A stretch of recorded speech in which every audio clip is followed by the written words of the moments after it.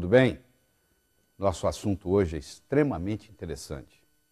Nós vamos falar sobre dinheiro, enriquecer, ambição de muitos, realização de poucos. Primeiro eu quero começar a falar sobre a importância do dinheiro. Você acha que dinheiro é importante na sua vida? Porque muita gente fala, dinheiro não é importante. O importante é ser feliz. Eu quero saber se você tem os credores batendo na sua porta, se você tem um filho doente que você não pode levar no médico, se você tem uma mãe que está precisando de assistência médica e você não tem dinheiro, se o dinheiro é importante. Dinheiro é importante, sim. Se você for nas penitenciárias, 99,99% do pessoal que está lá por causa de dinheiro. Se você for analisar os divórcios, 85% dos divórcios nos Estados Unidos, eu não tenho a estatística brasileira, mas tem a americana para lhe dar, 85% dos divórcios nos Estados Unidos ocorrem por causa de problemas de dinheiro. Ou seja, se falta de dinheiro está destruindo famílias, se falta de dinheiro está colocando pessoas nas penitenciárias, está fazendo gente roubar, assaltar, dinheiro é importante, sim. Só que nós crescemos numa cultura dizendo que não, que se você tem ambição pelo dinheiro, alguma coisa está errada com você. Eu quero começar apresentando a situação, o futuro da Previdência no Brasil. Hoje nós temos trabalhando 89 milhões de brasileiros. Trabalhando. Só que o trabalho informal no Brasil é muito grande, você sabe disso, né? Então, somente 34 milhões, ou menos de 40% desse pessoal, paga Previdência, menos de 40%. Somente 34 milhões desses 89 milhões que estão trabalhando, que são trabalhadores, pagam a Previdência. Muito bem, temos 21 milhões de aposentados. Se você fizer a matemática aí, você vai ver que você tem 1,6 trabalhando para um aposentado. Essa é a relação. Isso quando começou lá atrás, nós tínhamos 40 brasileiros trabalhando para um aposentado. Hoje nós temos 1,6 brasileiros trabalhando para um aposentado. Se fosse só isso, já estava mal, mas você imagina. Antigamente, o sujeito se aposentava aos 65 e morria aos 67. Hoje ele se aposenta aos 65 e não morre mais. Tem gente usufruindo da aposentadoria por 30 anos. Você imaginou o que é isso? Às vezes ele usufrui mais da aposentadoria do que ele pagou. O problema da Previdência é um problema de arrecadação, não é uma reforma que vai resolver esse problema. É um problema de arrecadação. Por que eu estou trazendo esse problema aqui? Eu vou falar de dinheiro, estou falando de Previdência. Porque se você tem menos de 30 anos, é possível que quando chegar a sua hora de aposentadoria, não vai ter aposentadoria para você, não. É assim que o mundo caminha. As pessoas, os países estão envelhecendo, o mundo como um todo está envelhecendo, o pessoal cada vez está vivendo mais, cada vez dependendo mais da aposentadoria e cada vez menos gente trabalhando correspondente ao número de pessoas aposentadas. Então, a minha recomendação para você é que você viva a sua vida, porque eu tenho duas notícias boas aqui. Aliás, uma boa e uma má. A boa notícia é que você vai viver muito tempo, porque hoje a medicina permite a gente estar vivendo muito tempo. A má notícia é que é possível que seu dinheiro acabe antes da sua vida. Se isso acontecer, você vai depender de quem? Dos seus filhos, que provavelmente já estarão velhos também, dos seus netos.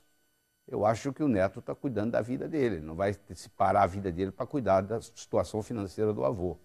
Então eu acho que você deve pensar nisso seriamente. E como é que você faz? Aí que vem esse material aqui. Então eu quero começar perguntando para você, qual é a sua abastança? Isso mesmo, abastança. Talvez seja uma palavra nova para você, não é? Abastança é com C cedilha. Abastança significa o número de dias que você pode viver sem trabalhar, mantendo o seu padrão de vida. Se você parasse de trabalhar hoje, ou se você tivesse um acidente, ou se você fosse demitido. Quanto tempo, quantos dias você pode manter o seu padrão de vida,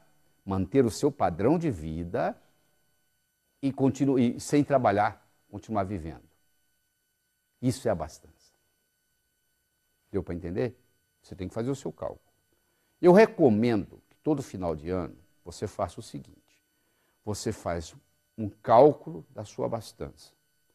Se a sua abastança de ano para ano não estiver aumentando e você continuar trabalhando, alguma coisa de errado está acontecendo. Ou seja, está trabalhando por nada. Você está gastando em coisas fúteis, supérfluas, e não está criando a sua abastança. Então, todo final de ano, você tem que ver o seguinte: qual é a minha abastança esse ano, qual era a minha abastança ano passado e quanto que eu melhorei. Até que vai chegar um ponto, espero eu, que a sua abastança seja indeterminada.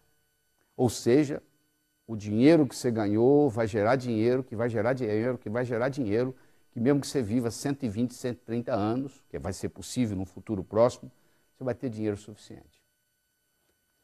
Você deve conhecer um ditado de Sócrates, que diz assim: diz-me com quem andas e dir-te-ei quem és. Você já escutou falar disso? Pois é, olha que experiência interessante. Talvez você tenha que parar até para refletir. Olha só, quais são as 6 pessoas com quem você passa a maior parte da sua vida? Todos os seus filhos, filhas, genros e noras vão contar um só. Você vai fazer uma lista. Com quem eu passo mais tempo, segundo com quem eu passo mais tempo, terceiro com quem eu passo mais tempo, quarto, 5, 6. Você vai ter que ter 6 nomes. Claro que uma dessas linhas você vai incluir filhos, filhas, genros, noras, netos, tudo incluído numa linha só. Com quem você passa, quais são as 6 pessoas com quem você passa a maior parte do tempo? Quem é número 1, 2, 3, 4, 5, 6. Dá para você fazer isso aí agora, antes de nós continuarmos essa conversa? Tá bom, eu vou assumir que você tem aí 1, 2, 3, 4, 5, 6. Agora eu vou fazer a seguinte pergunta para você. Olhando nessas 6 pessoas, ou mais, porque filhos, filhas são tudo numa linha só, você se considera mais mestre ou mais discípulo? Você se considera mais orientador ou mais orientado? Você se considera mais professor ou mais aluno? Com relação a essas 6 pessoas que estão aí. Hein? Só você pode decidir. Olha para esse pessoal todo que você escolheu, decida. Agora, você é mais mestre ou mais aluno? Mais orientador ou mais orientado? Mais professor ou mais aluno com relação a essas pessoas?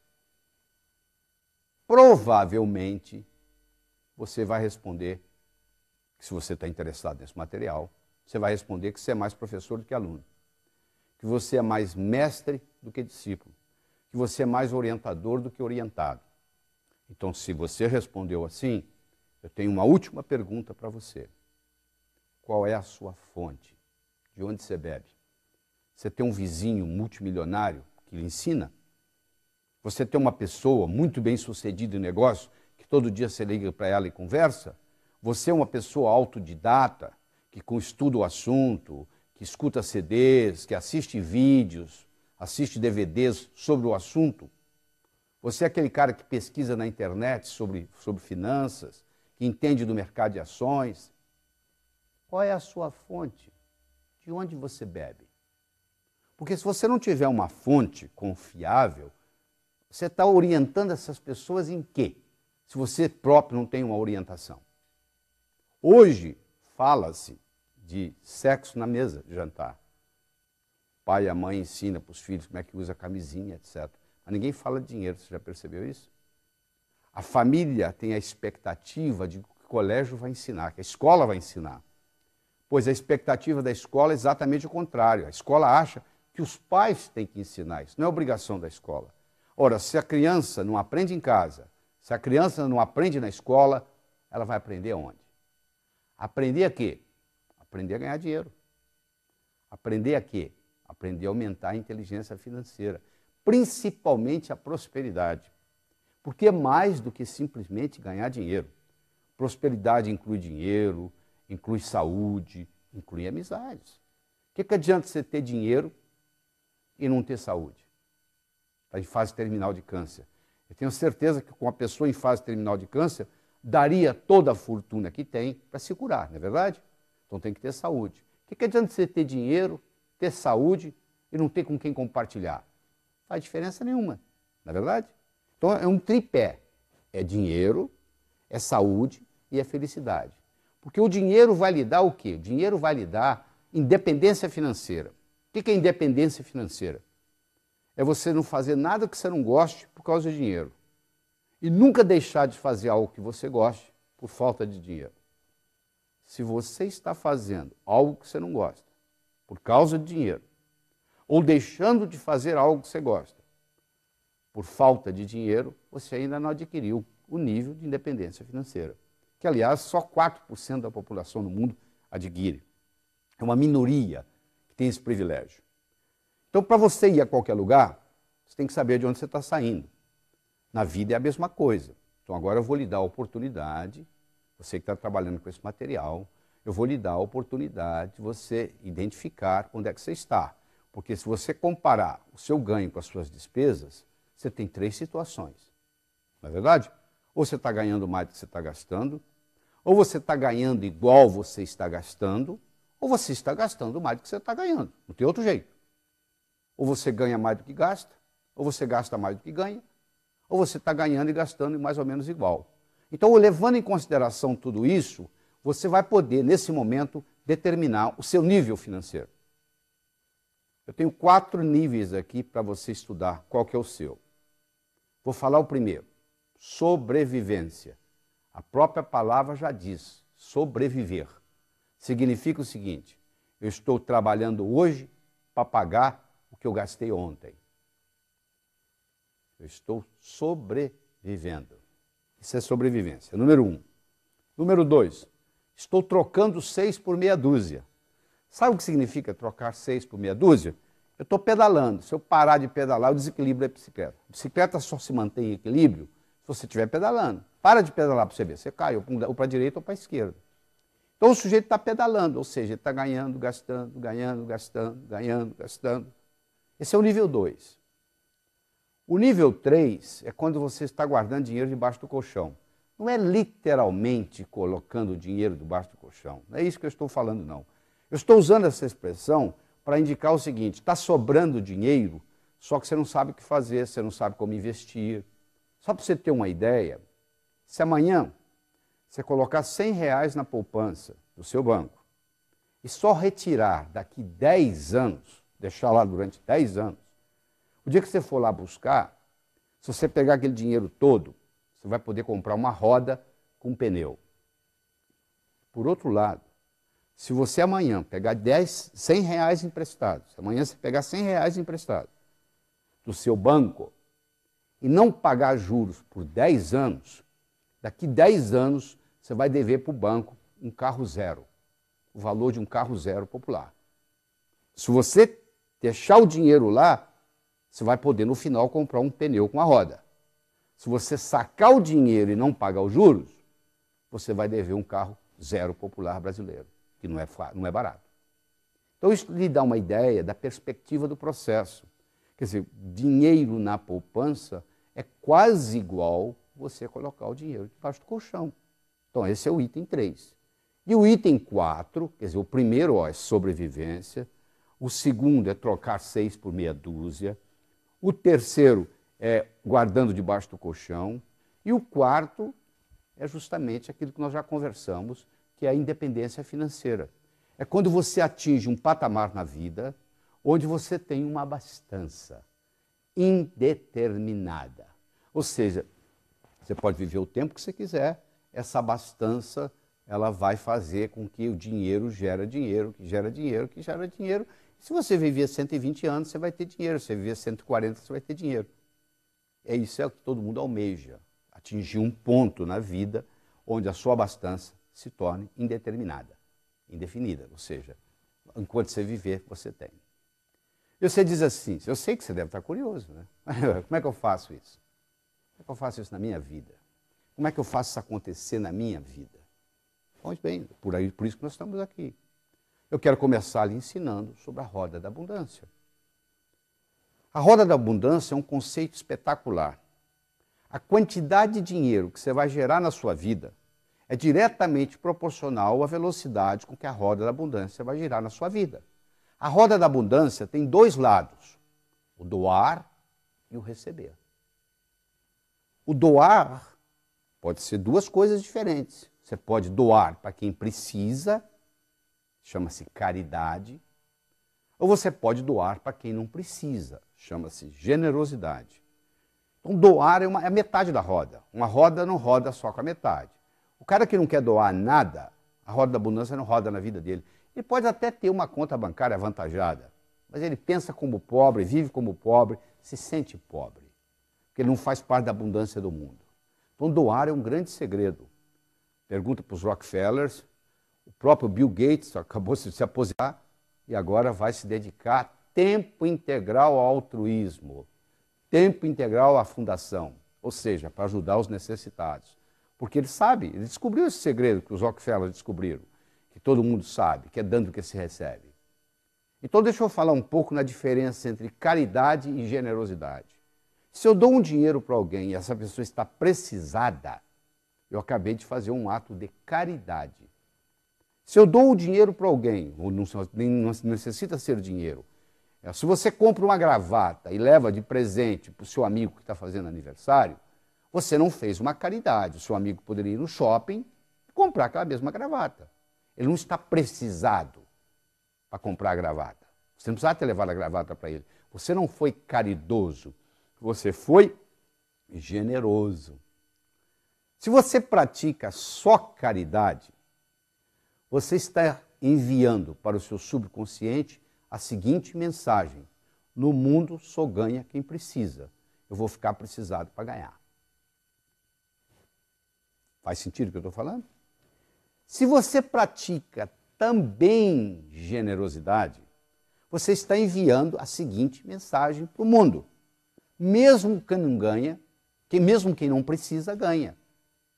Eu não necessito ficar precisado para ganhar.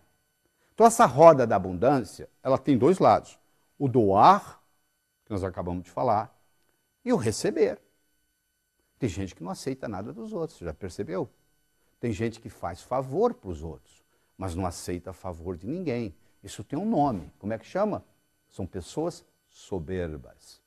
O que é a soberba? Você acha que não precisa de ninguém. As pessoas precisam de você. Então essas pessoas não têm problema no lado doar, mas elas têm um problema do lado receber. E como a roda é metade doar e metade receber, vem um problema. Esse conceito da roda doar-receber, eu poderia trocar a palavra doar pela palavra vender. Eu poderia trocar a palavra receber pela palavra comprar. E eu vou lhe explicar toda a recessão do mundo, toda a economia mundial. O que é uma recessão? É quando o comprador para de comprar, o vendedor para de vender, o comprador para de comprar, o vendedor para de vender, entra em recessão. O que é sair da recessão? O comprador começa a comprar, o vendedor começa a vender, comprar, vender, sai da recessão. Eu posso explicar a economia mundial baseada nessa roda da abundância. Só que aqui eu troquei a palavra vender pela palavra doar e troquei a palavra comprar pela palavra receber. Então eu tenho 4 situações básicas na vida. Eu tenho o sujeito que tem problema em doar, mas tem facilidade em receber. Essas pessoas são pessoas egoístas. Elas têm habilidade de receber, mas não querem doar. Venha a nós o vosso reino nada. Tem pessoas que têm dificuldade tanto em doar quanto em receber. São pessoas estéreis. Elas têm dificuldade em doar e dificuldade em receber. Não é verdade? Tem pessoas que têm facilidade em doar, porém dificuldade em receber, que nós já falamos que são as pessoas soberbas. E finalmente nós temos uma pequena população do mundo que tem tanta habilidade de doar quanto receber. São pessoas prósperas. São pessoas que conhecem o caminho das pedras. Uma pessoa próspera, se você tirar a riqueza dela, ela manifesta de novo, porque ela conhece o caminho. Já uma pessoa só rica, que herdou, por exemplo, uma herança e tem uma conta avantajada no banco, se você for lá tirar o dinheiro dela e ela for só rica e não for próspera, ela não consegue manifestar de volta esse dinheiro. Porque o que aconteceu com ela foi o seguinte, ela tem riqueza, mas ela não tem prosperidade. Prosperidade é algo mais complexo do que riqueza, tá bom? Nessa roda da abundância, existem alguns verbos interessantes que a gente podia conversar com você em detalhe. Um verbo importantíssimo é o verbo declarar. Você sabia que declaração cria realidade? Um casal de noivos vai perante um juiz, e o juiz declara os noivos marido e mulher. Imagine se ela falasse assim, seu juiz, eu mudei de ideia, eu não quero me casar mais. Ele vai dizer, agora você tem que se divorciar, porque eu já declarei vocês marido e mulher. Olha que interessante, uma declaração cria uma realidade, jurídica no caso. Eu declaro ser próspero, eu passo a fazer o que gente próspera faz, eu passo a ter prosperidade. Então eu tenho que ser, fazer, ter. Ah, se eu tivesse dinheiro, quanta gente fala assim, mas isso não funciona. Existe um livro nos Estados Unidos, que não foi traduzido para o português, onde eles estudaram os 20 maiores ganhadores da maior loteria dos Estados Unidos, que é a loteria da Califórnia. E estudaram esses indivíduos durante 10 anos. Do momento que eles determinaram fazer o estudo, eles disseram, daqui para trás, quem foram os 20 maiores ganhadores? Vamos acompanhar esse pessoal por 10 anos. E acompanhou. 10 anos depois, 18 dos 20 maiores ganhadores da maior loteria do mundo estavam mais pobres do que antes de ganhar a loteria. Vou falar de novo. 10 anos depois, 18 dos 20 ganhadores da loteria californiana estavam mais pobres do que antes de ganhar a loteria. Provando, mais uma vez, que o sucesso vem de dentro. Eu tenho que ser, fazer, ter. Se eu tiver sem ser, não pertence a mim. Você já viu várias notícias na televisão brasileira de pessoas que ganharam na loteria e criou-se um grande problema na vida delas. Justamente porque recebeu o dinheiro e não estavam preparados para isso. Entendeu? Então isso é muito importante você entender essa história do declarar. A segunda coisa importante é o verbo solicitar. Tem um ditado que diz assim, o mendigo tímido termina o dia com a bolsa vazia. Porque ele não solicitou. Ele não pode ser tímido se ele quer ser mendigo. Ele tem que aprender a lidar com não. O mendigo lida com não o dia inteiro, porque a maioria não dá dinheiro para ele. Mas ele está lá solicitando, pedindo. Você extrapola isso para nós. Nós também temos que estar solicitando coisas do universo. Se você é muito tímido na sua solicitação para o universo, você termina a vida com o bolso vazio. No caso aqui. Solicitar é importante. Terceiro é o agradecer, é a gratidão, que é a mãe de todas as outras virtudes. Você tem que agradecer aquilo que você tem, a fim de obter aquilo que você quer. Se você não tem a habilidade de agradecer, você não acumula aquilo que você quer. É um princípio cibernético de realimentação. Quando você coloca um ar-condicionado numa sala e coloca no termostato do ar-condicionado 21 graus Celsius, a temperatura da sala vai realimentar esse processo. Todas as vezes que a temperatura for acima de 21, o ar-condicionado vai ligar automaticamente. Toda vez que ela for abaixo de 21, o ar-condicionado vai desligar e vai ficar só na ventilação. Você criou um processo cibernético, um processo de realimentação. O mesmo ocorre com o processo de gratidão. Quando eu agradeço aquilo que eu tenho, é uma realimentação positiva, eu obtenho mais daquilo. É um segredo muito bem guardado. E segundo é a sua habilidade de arriscar. A pessoa quer progredir, mas ela não quer arriscar. Se você já foi no circo alguma vez, ou já assistiu algum filme de circo, você vai ver que o trapezista, ele está no trapézio, ele para pegar o próximo trapézio, ele solta esse, fica vulnerável para pegar o próximo.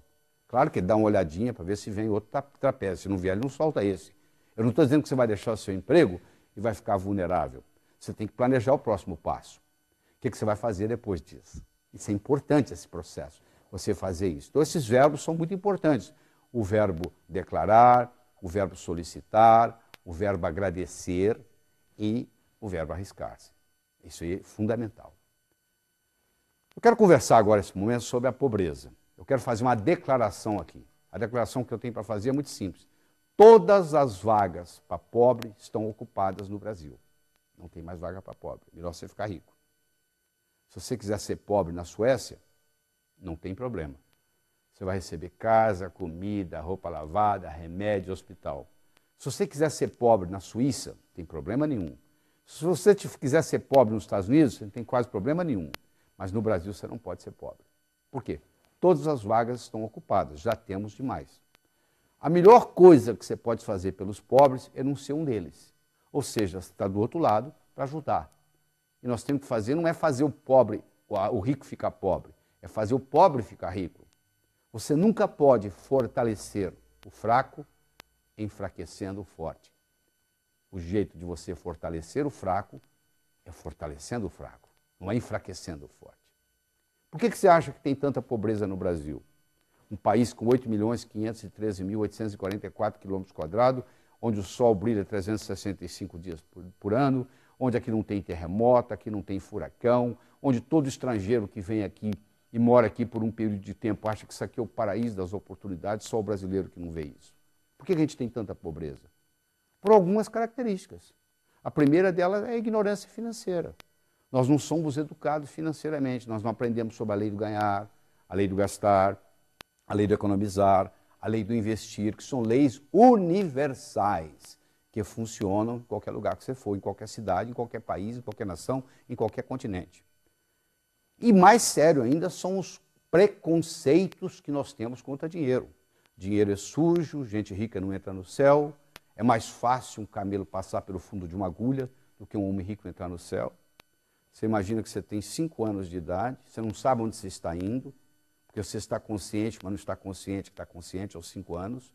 Você sabe que você vai num lugar importante, porque é colocar a melhor roupa que você tem, e você vai e tem alguém pregando. É mais fácil um camelo passar pelo fundo de uma agulha do que um homem rico entrar no céu. Saiu dali, seu pai te leva ao zoológico, e tem aquele animal enorme. E você pergunta, papai, o que é aquilo ali? Aquilo ali, meu filho, minha filha, aquilo ali é um camelo, grande, hein, pai? Você chega em casa, você abre a gaveta de costura da sua mãe, você pega a agulha, olha, e com 5 anos você declara, eu quero ser pobre. Só que você esqueceu que você fez essa declaração, quem estava pregando lá também esqueceu de lhe ensinar que o conceito não é bem esse, não.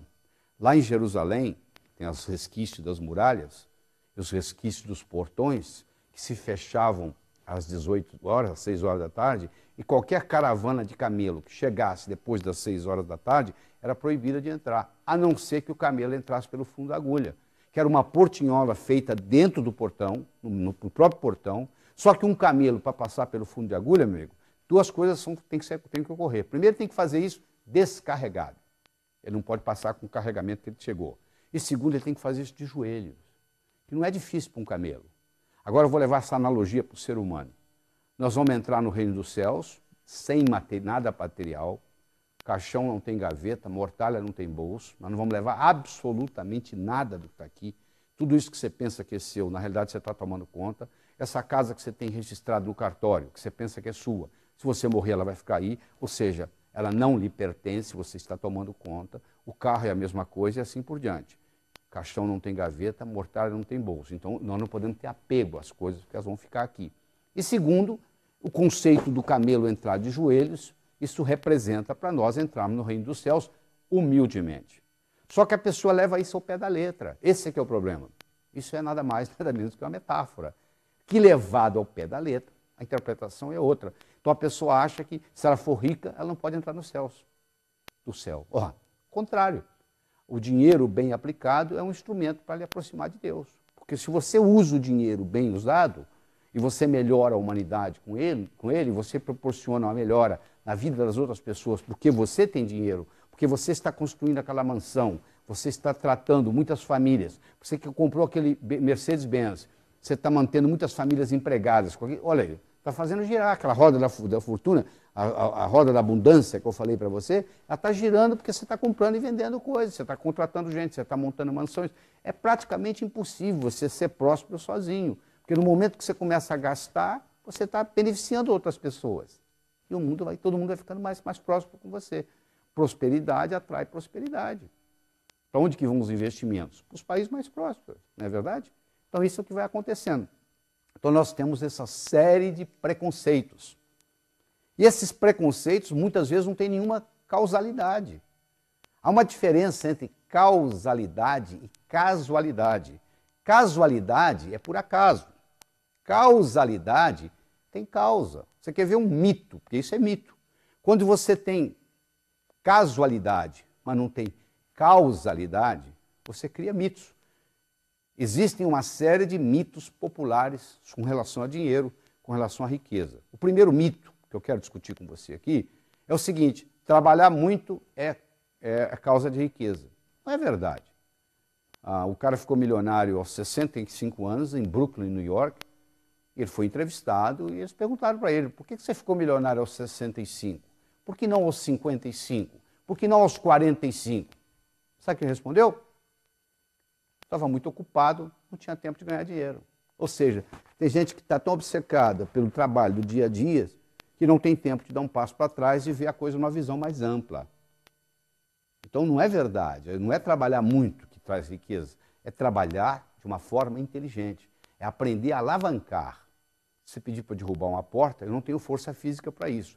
Mas se você me entregar um pé de cabra, eu derrubo com esse dedinho aqui, ó. Eu estou alavancando, ou seja, eu estou trabalhando de uma forma inteligente. Alavancar no mundo de negócios é trabalhar de uma forma inteligente. Então isso é muito importante. Vamos para o segundo mito? Não é correto trabalhar e se divertir ao mesmo tempo. Não, sabe o que eu faço? Durante a semana eu trago o leite das crianças. Agora no final de semana eu faço o que eu gosto. Meu amigo, o que você faz como diversão, alguém faz como profissão. O que você faz como hobby, alguém faz como trabalho. Qual o seu hobby? O meu hobby é jogar tênis. Pois é, tem gente que é instrutor de tênis. O que você faz como diversão, vai ter gente no mundo fazendo como profissão. Então, o grande segredo é você ter um hobby e cobrar por ele. Porque aí você não vai sentir que você está trabalhando. Você está se divertindo, é seu hobby. Você faria até de graça. Então, se você trabalha numa coisa que você faria até de graça, primeiro você não vai pensar em aposentadoria. Porque se você faria até de graça, você quer continuar fazendo. Aquilo que o cara sonha que vai fazer depois de aposentado. Se você já estiver fazendo aquilo que você sonha de fazer, não vai fazer diferença. Você não vai estar pensando em aposentadoria, que é outro problema sério. Porque hoje tem-se o conceito que o sujeito tem que se aposentar aos 65. Como as pessoas estão vivendo mais, isso vai chegar uma hora que vai ter que mudar, tá bom? O tempo de trabalho vai ter que aumentar, porque senão não tem outro jeito. Já não tem solução. A Previdência já está quebrada, etc. e tal, você sabe muito bem disso. Eu não vou estar discutindo isso aqui. Mas eu quero dizer para você o seguinte, que esse tempo de trabalho, uma hora vai ter que aumentar, porque a longevidade está aumentando. Mas tem que ser uma longevidade saudável também. Não adianta você viver mais e viver mais tempo doente. Não adianta eu viver 90 anos e ter Alzheimer dos 81, 90. Passei 9 anos, ou seja, 10% da minha vida doente. Não adianta nada. Terceiro mito. A ocupação correta é importante para ganhar dinheiro. Sabe por que eu não sou rico? Porque eu escolhi a profissão errada. Se eu tivesse escolhido a profissão do meu irmão, o que seu irmão é? Meu irmão é médico. Eu conheço médico pobre, médico rico. Advogado pobre, advogado rico.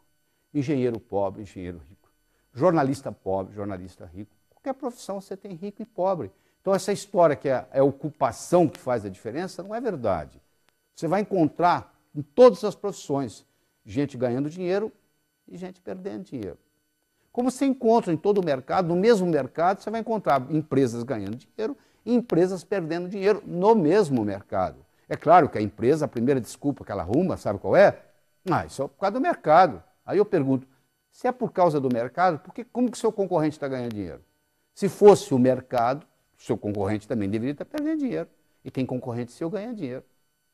Então é fácil de jogar a culpa para fora. Mas não é isso, não é bem isso. Não é por causa da minha ocupação. Não tem nada a ver com a sua ocupação. Sabe por que eu não ganho dinheiro? Isso é outro mito. Porque eu não tive a oportunidade de ir para a faculdade. Porque eu não tive uma boa formação. Isso também não é desculpa. Se você pegar o Thomas Edison, que foi cofundador com o Morgan, da maior empresa do mundo por muitos anos, que foi a General Electric, ele teve 3 meses de escola.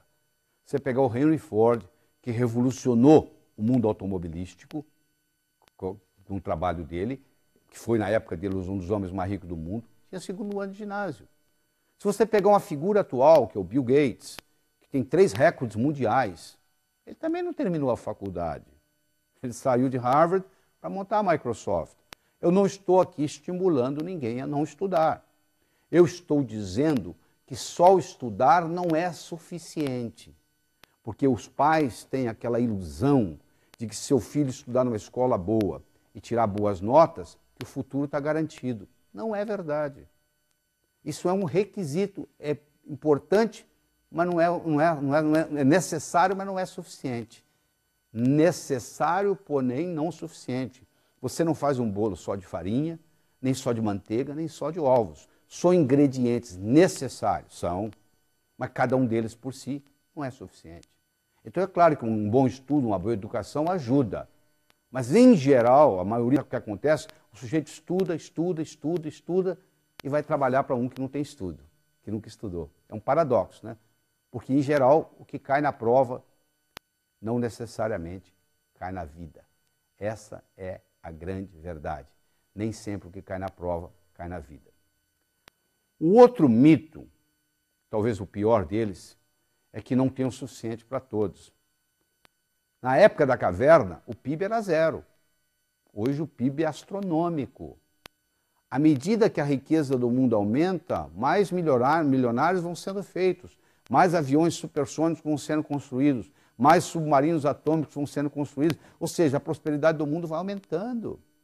A Bolsa de Valores de Nova York hoje é 100 vezes maior o giro do que era há 50 anos atrás. Ou seja, a riqueza vai aumentando. Tem para todos, sim. Quer dizer, esse conceito de que não tem para todos é um problema seríssimo, porque a pessoa que tem esse conceito, ela acha que se ela ganhar, alguém tem que perder. Não, para eu ganhar, você não tem que perder. A não ser que você insista. Aí o problema é seu. E outro problema sério, que deveria ser ensinado no jardim da infância, são as leis da riqueza. A lei do ganhar, a lei do gastar, a lei do economizar e a lei do investir, que são leis universais, que funcionam em qualquer lugar. Sem o ganhar, meu filho, não adianta nada. Eu só vou poder gastar, economizar e investir se eu ganhar. Então, a primeira lei não é que é a mais importante. Segunda-feira não é mais importante do que terça, mas vem primeiro, não vem? É assim mesmo. Segunda vem antes de terça, terça vem antes de quarta. O ganhar tem que vir antes do gastar. Só que o ganhar é o seguinte, toda a riqueza é criada pela mente humana. Problema financeiro não se resolve com dinheiro. Eu nunca vi nenhum problema financeiro ser resolvido com dinheiro. O sujeito não está indo bem financeiramente, ele pega dinheiro emprestado com o cunhado para pagar o aluguel. Mês que vem, o aluguel venceu de novo e o cunhado já quer receber, ou seja, não resolveu nada. A empresa não está indo bem das pernas, ela vai no banco, pega dinheiro emprestado, não faz nada. No mês seguinte, ela deve o capital, os juros e agora está precisando de dinheiro de novo. Problema financeiro não se resolve com dinheiro. Problema financeiro se resolve com imaginação. Você não vai caminhar nas ruas da sua cidade, onde você mora, e que vai cair riqueza no dinheiro na sua cabeça, não. Se você não tiver um planejamento, se você não tiver uma estratégia, se você não tiver uma implementação, não vai ocorrer nada. Então a lei do ganhar é fundamental. Segundo, vem a lei do gastar. Em que você gasta seu dinheiro? Naquilo que você valoriza. O dinheiro ele tem valor dependendo da transação que está ocorrendo. Um cara que é colecionador de selos, ele pega um olho de boi, vale uma fortuna o selo olho de boi. Para quem não coleciona selo, olha aquilo, não vale nada. Então, o valor do dinheiro é determinado pelo comprador e pelo vendedor em cada transação. E se você gastar o que você ganha, meu amigo, você está andando de bicicleta. Você tem que saber economizar. Você tem que pegar pelo menos 10% que você ganha, sagrado, e separar. Chama-se dízimo pessoal. A palavra dízimo vem de 10. Você tira 10% que você ganha. Aí você deve estar pensando assim, mas eu já economizo 20%, 30% do que eu ganho. Mas não é isso que eu estou falando. Esse dinheiro, esses 10%, você nunca vai poder gastar em nada perecível ou roubável. Isso tem que... Você pode colocar no banco, você pode comprar um apartamento, você pode comprar um lote, mas você não pode comprar carro, você não pode comprar avião, você não pode comprar barco, nada que seja perecível ou roubável. Isso aí funciona como se fosse o imã do dinheiro. Existe um indivíduo nos Estados Unidos chamado Robert Schuller, que construiu a Catedral de Cristal na Califórnia, em Los Angeles. Ele tem um programa na televisão americana há mais de 30 anos, todo domingo de manhã ele fala assim, se você me mandar 10% do que você ganha, você ficará rico. Tem gente mandando dinheiro há 30 anos para o Robert Schuller. Por quê? Porque funciona. Se você mandar 10% do que você ganha para o Robert Schuller, você também vai ganhar mais. Você não precisa mandar para o Robert Schuller em Los Angeles. Você pode mandar para o Laí Ribeiro em São Paulo. Você não precisa mandar para o Laí Ribeiro em São Paulo. Manda para você. Pega a sua conta final do mês, separa 10%, fala, isso é sagrado. Você deve estar pensando assim, mas peraí, se eu for pegar, eu já ganho tão pouco, como é que eu vou tirar 10%? Se você ganha pouco, 10% é quase nada. Não é verdade? Ou seja, não vai fazer muita diferença. Tem gente que vive com muito menos do que você vive.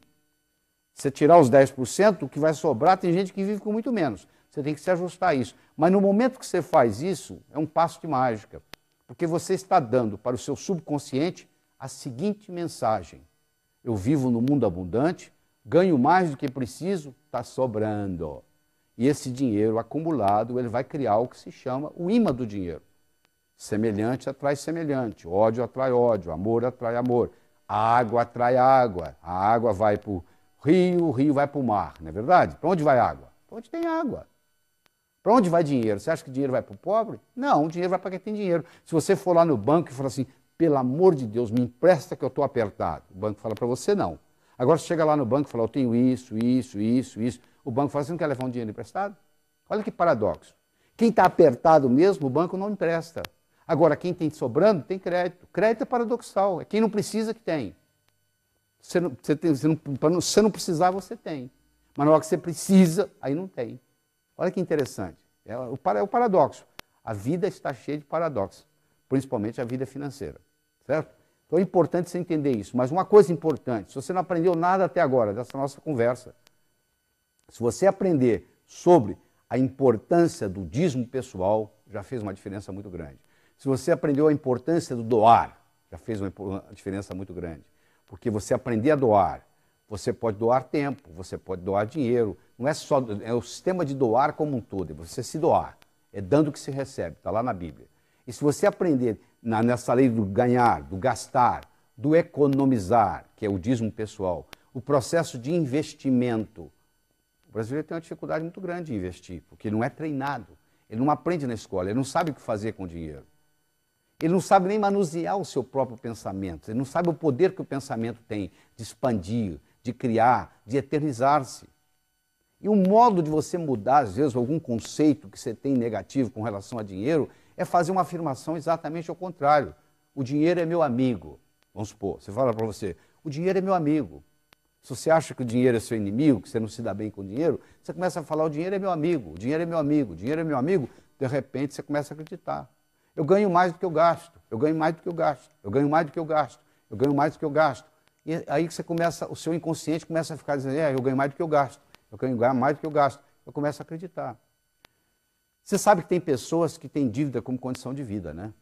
A pessoa ganha X, está devendo, você dobra o salário dela, ela está devendo mais ainda. Você triplica o salário, ela deve mais ainda. Quanto mais ela ganha, mais ela gasta. Você deve conhecer alguém assim, ou talvez ter alguém assim na família.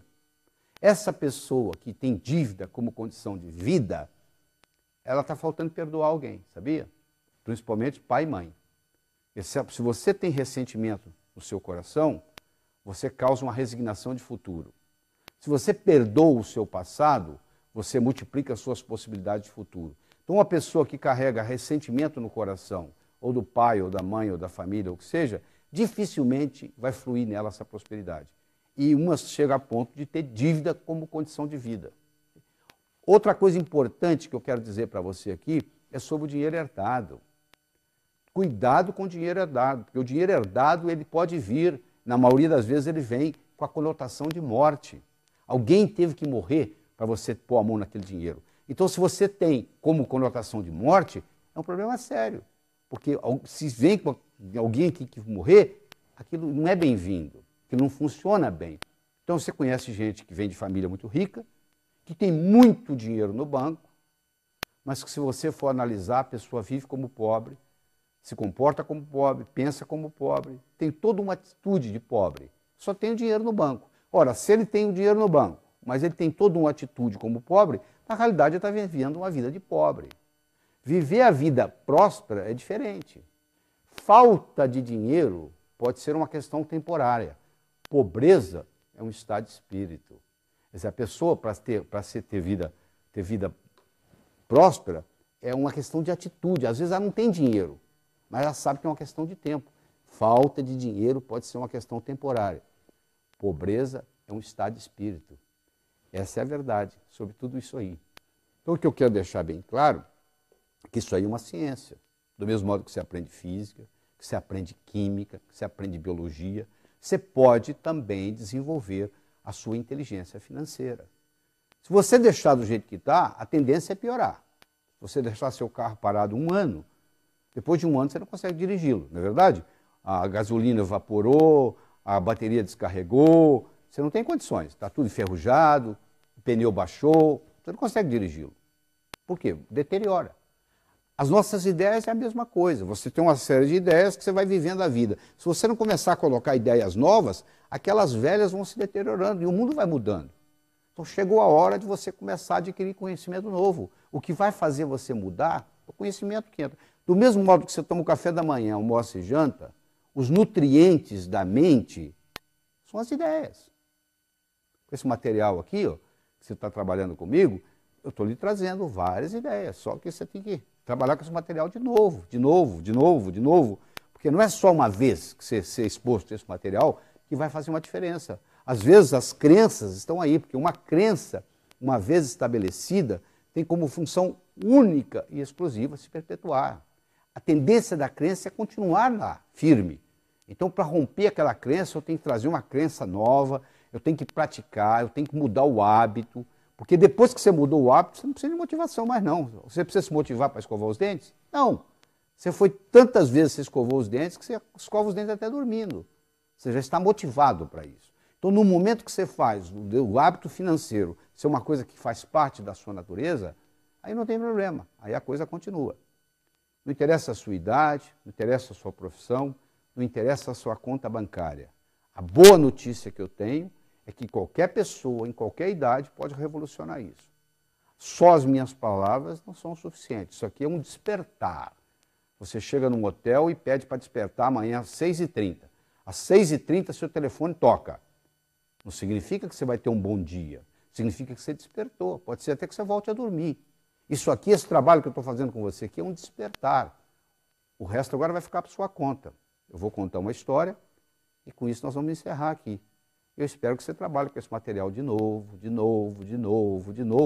até que isso entre na sua estrutura psicológica e faça parte de você. Aí fica no automático, aí fica fácil. Certo?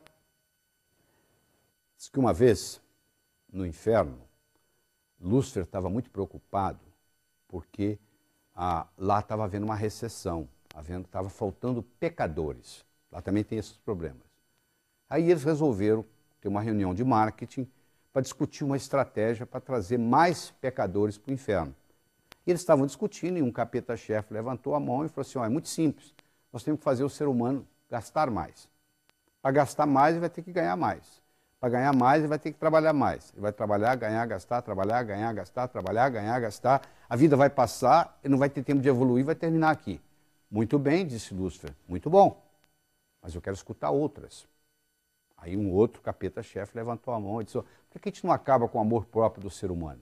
Ele não vai gostar de si mesmo, ele só vai olhar para o outro, ele só vai se preocupar com o outro, ele só vai cuidar da vida do outro, ele não vai cuidar da vida de si mesmo, ele não vai evoluir. A recessão vai terminar aqui. Muito bom, disse Lúcifer, mas eu quero escutar mais.